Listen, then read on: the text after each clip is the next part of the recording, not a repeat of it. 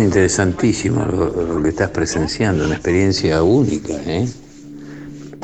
Fíjate que se le agrega para tu diversión, para tu historia, para tu presente y para tu futuro, no solamente el tema de documentar los 10 o 12 mil kilómetros que hagas, que es interesantísimo por el conocimiento humano, conocimiento geográfico, una experiencia para mí invalorable, ¿no?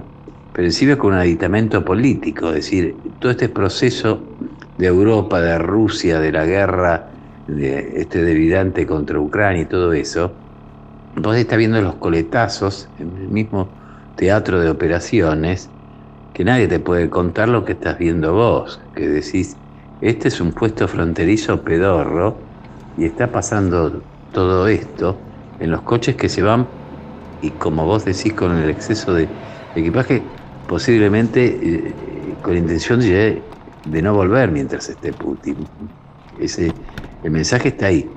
Y los camiones esos que están llevando mercadería, transporte, dentro de muy poco tampoco van a circular. Porque va a tener problemas de abastecimiento Rusia en el término de 30 días. Porque tiene graves problemas económicos y financieros para sostener esto, con un fracaso de la guerra total. En el mundo, desde las regiones romanas, es decir, que armaron toda Europa, por donde pasaron, nunca tuvo el 15, ni el 10, ni el 5% de deserción. En la historia de la guerra, ni de la primera, ni de la segunda, ni de Vietnam, ni de Afganistán, no hubo el tema de que más del 10% de los tipos desertan. Cada 100 soldados, 10 o 15 se van para la casa o se entregan. Esto revela la falta de preparación, pero fundamentalmente la falta de moral de combate de los tipos que están combatiendo más o menos como los americanos en Vietnam. Con la diferencia que los americanos en Vietnam les llevaban las muñecas inflables, el porro, la birra, la coca, qué sé yo, entonces los tipos, se la rebuscaban.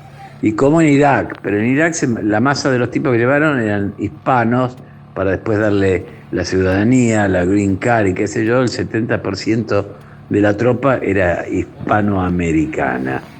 Bueno, y esto es la mayor hecatombe para el ejército ruso que no existió de Pedro el Grande en adelante, ni con Catalina, con nadie existió. Y en la Segunda Guerra, que fueron sin ninguna moral, más allá del problema que tenían con los alemanes, no desertaron. Y en la Primera Guerra, donde el gran duque, el tío de Nicolás II, que conduce los ejércitos, que era un nabo total, los alemanes, Hindenburg, Ludendorff, le dan la gran batalla de Tannenberg, ahí sobre la frontera, lo hacen mierda, lo destruyen, lo hacen peloteta al ejército, pero no tenía tampoco, que ahí termina con el ejército ruso, por el resto de la cosecha es un ejército que vuelve sin moral, y mucho después se hacen socialistas, comunistas, qué sé yo, en el 17. Pero los hacen mierda antes.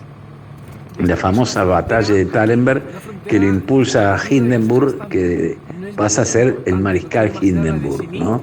Y es después la figura que gobierna hasta que se muere en el 34, pero en el 33 lo escupe, pero lo tiene que aceptar a Hitler. Bueno, pero me fui del tema. En Tannenberg, el ejército ruso, que cobra una de las palizas peores, semejante a la de Napoleón en el comienzo de la invasión, no deserta el 10%.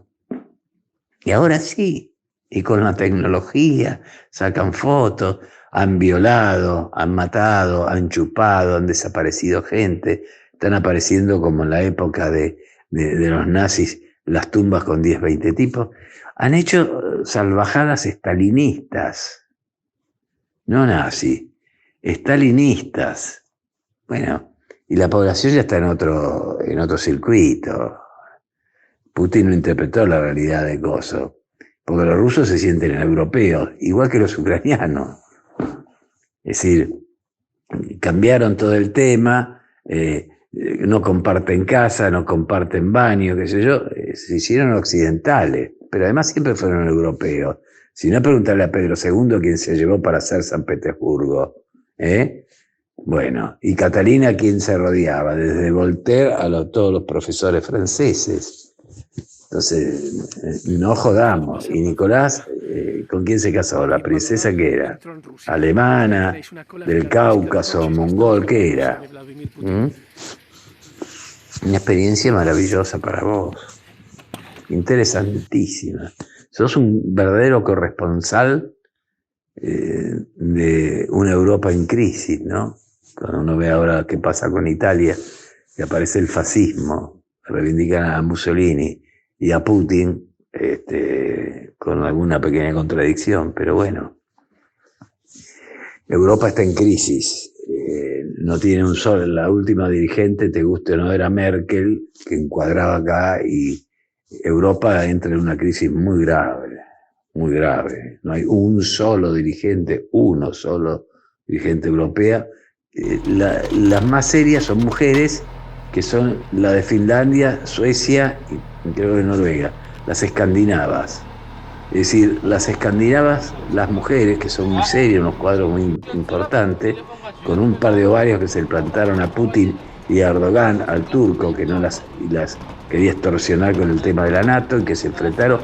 Bueno, ahí está el núcleo serio y presentable de Europa. El resto de la Europa, al sur de todo eso, es impresentable todo.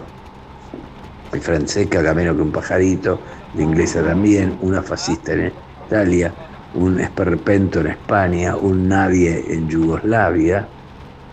Esto es Europa. Un intrascendente en Alemania.